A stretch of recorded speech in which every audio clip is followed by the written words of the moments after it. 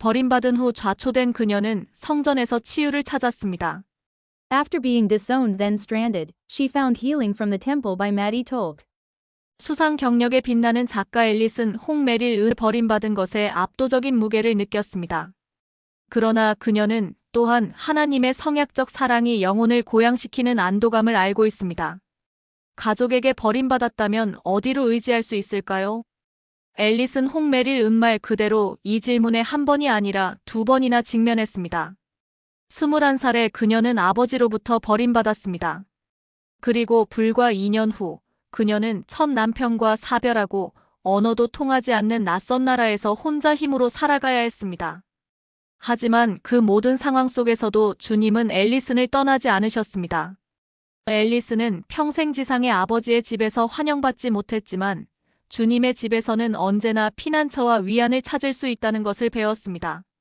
앨리슨의 이야기는 성전과 성약 관계의 치유력, 즉 하나님과 서로의 관계에 대한 설득력 있는 증거입니다. 감동적인 계심과 성전 여행. 앨리슨은 화렌이라는 대만의 외딴 어촌 마을에서 자랐습니다. 그녀의 부모님은 다툼이 잦은 결혼 생활을 했습니다. 앨리슨은 다툼을 시작하려는 의도가 아니라면 부모님을 같은 방에서 본 적이 거의 없었다고 기억합니다. 어린 시절 앨리슨과 여동생 기는 종종 집에 혼자 남겨져 먹을 것을 찾아 거리로 나가기도 했습니다. 옆집 이웃이 마지못해 가끔씩 집에 들여보내 옷을 빨래하고 화장실 사용법을 가르쳐주기도 했습니다. 앨리슨이 13살이었을 때 2명의 후기 성도 선교사가 그녀의 가족을 방문했습니다. 그들의 평화와 사랑의 메시지는 낯설면서도 친숙하게 느껴졌고 앨리슨은 복음 생활에서 느끼는 안정감을 갈망했습니다. 앨리슨은 복음이 부모님의 마음을 부드럽게 해주기를 바랐지만 부모님은 곧 이혼했습니다. 그녀의 아버지는 법적, 물리적 양육권을 가졌고 어머니는 방문권이 없었습니다. 한편 그녀의 아버지는 선교사들의 방문을 금지했습니다. 그는 내연녀와 결혼했는데 앨리슨은 그 내연녀가 자신과 자매들을 잔인하고 경멸하는 태도로 대했다고 말합니다. 절망에 빠진 앨리슨은 지역 지부에서 열리는 성찬식에 참석하고 새로운 선교사들과 함께 토론을 듣기 시작했습니다. 그녀는 15살 때 침례를 받았고 약 1년 후 처음으로 성전에서 죽은 자를 위해 침례를 베풀라는 권유를 받았습니다. 침례식 날의 앨리슨 홍메릴. 사진 제공 앨리슨 홍메릴. 타이베이 대만 성전에서 앨리슨은 첫 방문 이후 오랫동안 갈망해왔던 신성한 소속감을 느꼈습니다. 전에는 그런 느낌을 경험한 적이 없었습니다. 여기가 바로 제가 있고 싶은 곳입니다. 몇 번이고 다시 돌아오고 싶은 곳이 바로 이곳입니다. 라고 앨리슨은 말합니다. 한 장소에 첫눈에 반할 수 있나요? 네, 가능합니다. 저는 이 성전과 사랑에 빠졌어요. 프로보 유타 성전 밖의 버튼과 텔리스 부시맨. 사진 제공 앨리슨 홍메릴. 이 무렵인 1989년 앨리슨은 화렌에서 봉사하던 유타 출신의 선교사 부부인 버튼과 텔리스 부시맨을 만났습니다. 부부는 앨리슨을 자신의 아파트에 초대해 정기적인 모임과 홈메이드 식사를 함께 했습니다. 그들의 집은 앨리슨에게 사랑의 깊은 인상을 남긴 또 하나의 성전이 되었습니다. 선교 활동이 끝난 후에도 부부는 손편지를 통해 젊은 개종자들과 계속 연락을 주고받았습니다. 성전과 부시맨 부부는 앨리슨의 삶에서 빛나는 등대가 되어 앞으로 닥칠 극심한 어려움 속에서도 언제나 변함없는 주님의 사랑으로 그녀를 인도했습니다. 앨리슨의 선교와 첫 결혼. 대학 2학년 때 앨리슨은 선교사로 봉사하기로 결심했습니다. 구정전야의 아버지에게 이 소식을 전했지만 아버지의 반응은 그리 호의적이지 않았습니다. 그날 밤 아버지는 앨리슨의 소지품을 마당에 던져버리고 절대 집으로 돌아오지 말라고 요구하며 그녀와 결별했습니다. 큰 충격을 받은 앨리슨은 부시맨 가족에게 연락을 취했고 부시맨 가족은 흔쾌히 선교 후원을 제안하며 봉사하는 동안 매주 편지를 보내주었습니다. 대만 타이중 선교부에서 선교하는 앨리슨 홍메릴 왼쪽. 사진 제공 앨리슨 홍메릴. 앨리슨은 몇 년 전 대만의 대학 도시에서 봉사하고 돌아온 선교사 카메론이라는 청년과도 연락을 주고받기 시작했습니다. 그는 그녀에게 사랑을 고백했고 앨리슨은 그 고백이 낯설면서도 흥미롭게 느껴졌습니다. 제 평생 누구도 저에게 사랑이라는 단어를 사용한 적이 없었습니다. 라고 그녀는 기억했습니다. 선교를 마치고 귀국한 지 한 달 후 카메론이 대만에서 그녀를 방문하겠다고 제안했을 때 그녀는 황홀경에 빠졌습니다.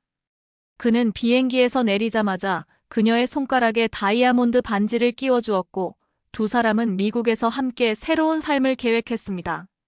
하지만 앨리슨이 기대했던 것처럼 결혼 생활이 지속적인 사랑의 원천이 되지는 못했습니다.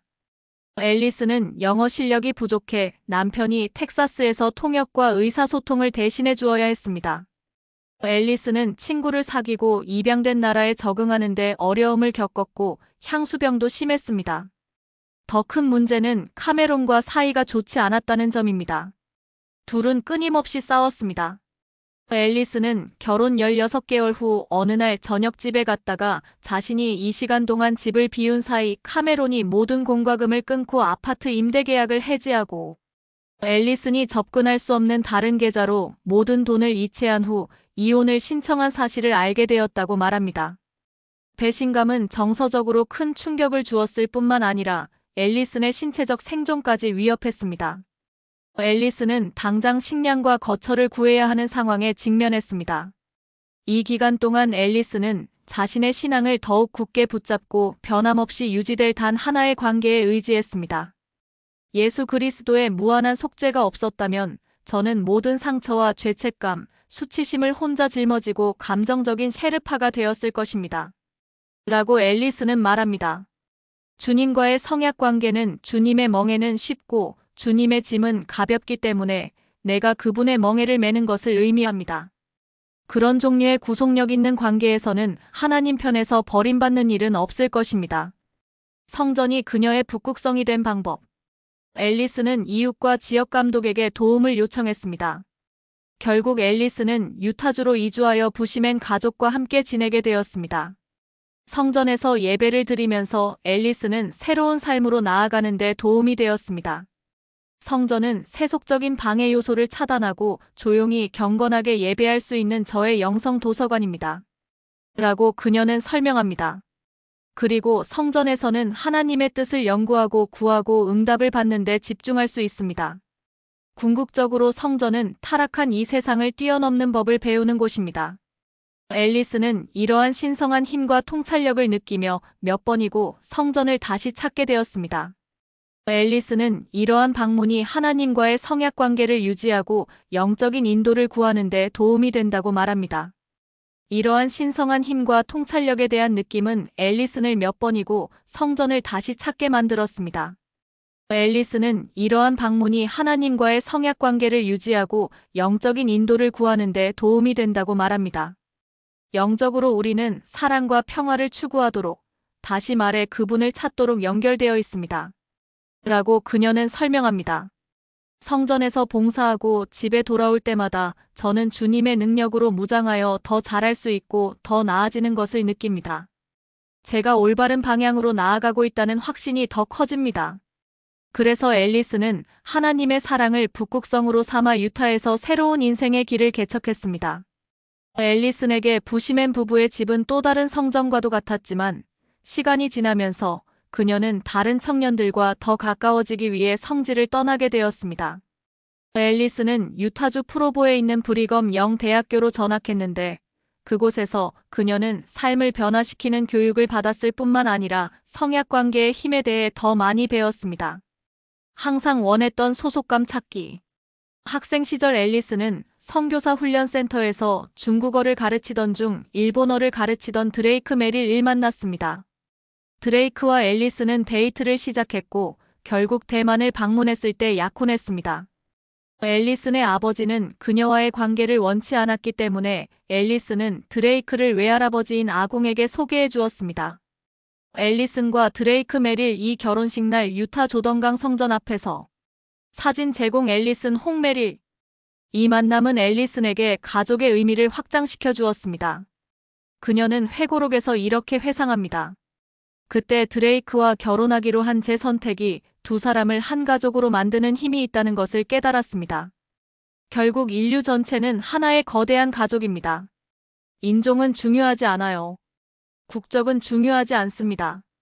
언어는 중요하지 않은 세부 사항입니다. 우리 모두를 하나로 묶어주는 것, 즉 여러 세대를 이어주는 것은 사랑입니다. 앨리슨 홍메릴 2대만 가족 기록과 가족의식 카드를 들고 있다. 사진 에린 매드슨. 이러한 깨달음으로 앨리스는 가족 역사와 성전 사업을 더욱 열심히 추구하게 되었다. 결국 앨리스는 과거의 상처를 치유하고 버림과 결별, 단절의 아픔을 덜어낼 수 있는 힘을 하나님께서 자신에게 축복해 주셨다고 느낍니다. 앨리스는 성전에 들어가 성전 직원들의 환영을 받을 때마다 언젠가 자신의 선조들과 비슷한 사랑의 천국 재회를 경험하게 될 것이라는 확신을 느낍니다. 문을 열고 성전에 들어서면 성전 직원들이 모두 저를 기다렸다는 듯이 동시에 반겨줍니다. 라고 앨리스는 설명합니다. 저는 그들 중 누구도 모르지만 그들은 제가 하나님을 사랑한다는 것을 아는 방식으로 저를 알고 있습니다. 다음 생에 우리가 하나님의 면전으로 돌아갈 때 먼저 그곳에 도착한 수많은 조상들이 우리를 맞이할 것 같습니다. 그들은 우리를 기다리고 있고 우리와 연결되기를 열망하고 있습니다.